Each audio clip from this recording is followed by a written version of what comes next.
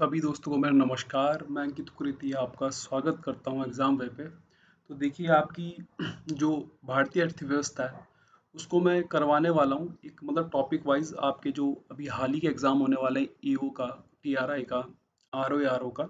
उसके लिए इम्पोर्टेंट इसलिए बन जाता है क्योंकि इस टॉपिक से आपके डायरेक्ट सवाल बनते हैं और आप लोगों को एक ये जो एक बुक होती है प्रतियोगी दर्पण, वहाँ से मैंने ये लिया है।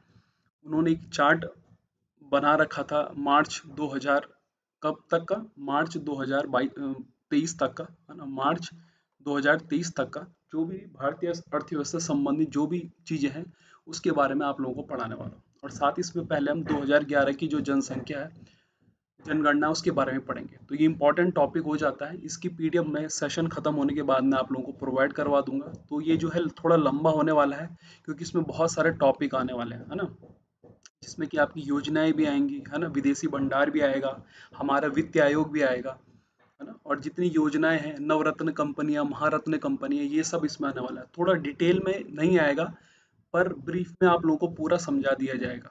तो इस सेशन में बने रहना और देखते रहना कि क्या क्या चीजें इसमें दे रखी है। तो चलिए शुरुआत करते हैं इस सेशन की। बात करूं मैं जनसंख्या की, तो देश की जो कुल जनसंख्या है वो 121.0854 करोड़ है 2011 के हिसाब से। लेकिन आपको पता है कि अभी हाल ही में हमने चाइना को पार कर दिया और लगभग 142 करोड़ हमारी क्या हो चुकी है, जनसंख्या हो चुकी है देश की। बात करूं मैं जनसंख्या में विश्व में प्रतिशत कितना है, तो ये 17.73% है। लिंगानुपात हमारा जो है वो 943 है। और जो सर्वाधिक लिंगानुपात है वो कहाँ का है भाई, केरल का है 1084। कितना है, 1084 कहाँ का है, केरल का। अब देखिए, अगर बात करूं मैं श्रम शक्ति की, तो श्रम शक्ति में लगभग 48.43 करोड़ आ जाता है विश्व बैंक के अकॉर्डिंग। और जो कुल कामगार है 2001 में 11 में वो लगभग कितना है, 48.17 करोड़ है। जनसंख्या का जो घनत्व है वो 382 प्रति वर्ग किलोमीटर है। जन्म दर जो है हमारी 2020 के उसमें, है ना, जो 2020 में जो डाटा आया था उसके अकॉर्डिंग 19.5 प्रति हजार क्या है, जनसंख्या है। अब अगर मैं मृत्यु दर की बात करूं तो 6.0 प्रति हजार जनसंख्या है। प्रति महिला कुल प्रजनन दर जो है वो कितनी है, 2.0 है। शहरी क्षेत्र में ये 1.7 है। ग्रामीण क्षेत्र में ये कितनी है, 2.4। तो ग्रामीण क्षेत्र में शहरी क्षेत्र की अपेक्षा क्या है, ज्यादा है। बात करूं शिशु मृत्यु दर की, है ना, तो ये 28 प्रति 1000 जीवित पर क्या जन्म पर हो रही है। मतलब 28 की डेथ हो जाती है जब 1000 बच्चे के जन्म लेते हैं। तो पुरुष लग का कितना है भाई, 28 है। और महिला का कितना है भाई, 28 है। वहीं अगर शिशु मृत्यु दर की बात करूं मैं, तो ये ग्रामीण में कितना है भाई, है तो ये ओवरऑल 28, पर ग्रामीण में कितना है, 31 है। और शहरी में कितना बन जाता है, 19 बन जाता है। अब देखिए प्रतिशत की बात करूं अगर मैं, प्रतिशत आयु की, है ना, जन्म के समय, तो लगभग कितनी है भाई, 70 वर्ष है। मतलब इतनी उम्र एक एवरेज है इंडिया में आदमी के क्या जीने की। पुरुष की जो है वो 69 है और महिला की कितनी है भाई, 72 है। बाल मृत्यु दर जो है वो 0 से 5 साल के जो बच्चे होते हैं प्रति 1000 पे कितने हैं भाई, 32 है। जबकि मातृत्व मृत्यु दर जो है प्रति 1000 जीवित पर कितना है भाई, 97। साक्षरता दर हमारी 73% है, जिसमें कि पुरुष 80.9 और महिला कितनी है, 64.6। और ये आंकड़े जो हैं आपके अंतिम आंकड़े हैं, है ना, किसी किताब में चेंज हो सकता है लेकिन ये बिल्कुल अंतिम आंकड़ा है। अंतिम आंकड़ा वो होता है जो कि पहली बार जनगणना का आंकड़ा आने के बाद में उसके कुछ समय बाद में ये आता है ना, दोबारा से एक तरह से अपडेट होकर के। सर्वाधिक साक्षरता जो है हमारी केरल में है। सबसे कम साक्षरता जो है बिहार में है। ग्रामीण जनसंख्या जो है हमारी वो 83.37 करोड़ है। कुल जनसंख्या से ग्रामीण संख्या का प्रतिशत जो है वो 68.84% है। शहरी जनसंख्या जो है हमारी वो 37.71 करोड़ है। कुल जनसंख्या से शहरी जनसंख्या का जो प्रतिशत है वो 31.16% है। सर्वाधिक शहरी जनसंख्या वाला जो राज्य है वो कौन है भाई, गोवा है। सबसे कम शहरी जनसंख्या वाला कौन है, वो है हिमाचल प्रदेश।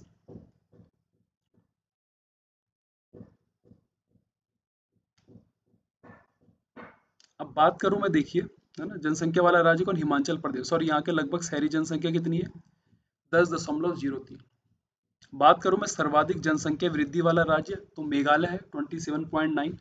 सर्वाधिक जनसंख्या वाला राज्य उत्तर प्रदेश है। न्यूनतम जनसंख्या वाला कौन है? सिक्किम है। सर्वाधिक जनसंख्या घनत्व बिहार में है 1106। न्यूनतम जनसंख्या घनत्व वाला जो है अरुणाचल प्रदेश है ना। कुल आबादी में हिंदू प्रतिशत की जो जनसंख्या वो इतनी है। मुस्लिम लोगों की 14.2 है। ईसाई लोगों की 2.3 है। वहीं सिख लोगों की कितनी है? 1.7। सर्वाधिक जनसंख्या वृद्धि वाला धर्म कौन सा है? मुस्लिम है 24.6%। न्यूनतम जनसंख्या वृद्धि कहाँ होती है? जैन में हो रही है। और सर्वाधिक साक्षरता जो है वो कौन से धर्म में? जैन लोगों में 94.88। तो ये डाटा आप लोगों को ध्यान देके चलना है क्योंकि बहुत इंपॉर्टेंट है आपके पेपर पॉइंट ऑफ व्यू से। अब मैं बात करूं न्यूनतम साक्षरता किस पे है, तो मुस्लिम लोगों में 68.54% जो है साक्षरता दर है। सर्वाधिक महिला साक्षरता जैन लोगों में ही मिलती है। वहीं न्यूनतम महिला साक्षरता किसमें? मुस्लिम लोगों में, है ना, 55.35। अब बात करूं मैं अगर क्षेत्रफल की, किसके? भारत के क्षेत्रफल की, तो देश का जो कुल क्षेत्रफल है ना, वो कितना बन जाता है? 32,87,263 वर्ग किलोमीटर, जो कि पूरे विश्व का 2.4% है। और नंबर कौन सा वाला आता है हमारा? 7वां। समुद्र तट की कुल लंबाई हमारी 7517 है जब हम अंडमान निकोबार को भी ऐड कर देते हैं, वरना 6100 जब हम तटीय सीमा को भी इसमें जोड़ देते हैं, है ना, अंडमान निकोबार की। अनन्य आर्थिक क्षेत्र में कितना है भाई? हमारा जो है 2.202 मिलियन वर्ग किलोमीटर आ जाता है। कॉन्टिनेंटल शेल्फ क्षेत्र जो हमारा 0.53 मिलियन वर्ग आ जाता है। कुल वन जो है हमारा वो कितना है? 24.62%, मतलब 8,09,537 वर्ग किलोमीटर बन जाता है। कुल वनाच्छादित क्षेत्रफल बोलूं मैं तो 21 क्या है भाई? 21.7% है ना, जो कि लगभग कितना बन जाता है? 7,13,790 वर्ग किलोमीटर। कृषि के अंतर्गत जो भूमि आती है वो आती है हमारी 179.93993 मिलियन हेक्टर। जोती गई जो भूमि है वो 153.672 मिलियन हेक्टर आती है। वहीं निवल बोया गया क्षेत्रफल जो है हमारा वो 139.902 मिलियन हेक्टर। तो ये नोट डाउन कर दीजिए कि जो जोती गई भूमि है 2019-20 के अकॉर्डिंग 153.62 मिलियन हेक्टर है, जबकि निवल बोया गया क्षेत्रफल कितना है हमारा? 139.90 मिलियन हेक्टर है। फसलों के अंतर्गत जो कुल क्षेत्रफल बनता है हमारा वो 211.359 मिलियन हेक्टर बन जाता है। खाद्यान्नी फसलों के अंतर्गत 130.5 मिलियन हेक्टर। सिंचित क्षेत्र जो है हमारा वो 75.456 मिलियन हेक्टर, जो कि 54.5% आ जाता है। वहीं सकल सिंचित जो क्षेत्र है वो 112.229 मिलियन हेक्टर, मतलब 53.1% आ जाता है। वर्षाधीन क्षेत्रफल जो है 45.5% आ जाता है। फसल सघनता जो हमारी वो 151.5% आ जाती है। बात करूं मैं फसलों में, खाद्यान्न फसलों की जो हिस्सेदारी है वो 2021-22 में कितनी आ जाती है? 61 पॉइंट, ना 61.74 आ जाती है। क्षेत्रफल की दृष्टि से छोटा राज्य गोवा और बड़ा कौन सा है भाई? हमारा राजस्थान। अब देखिए यहाँ पे कि राष्ट्रीय आय जो है ना, उसके आंकड़े क्या हैं 2021-22 और 22-23 के। तो 2021-22 कीमतों पर, है ना, जो सकल मूल्य संवर्धन है, जो जीवी है, ग्रॉस वैल्यू एडेड है हमारा, वो 2021-22 में 136.05 लाख करोड़ था। तो वहीं इसमें क्या है? 145.8।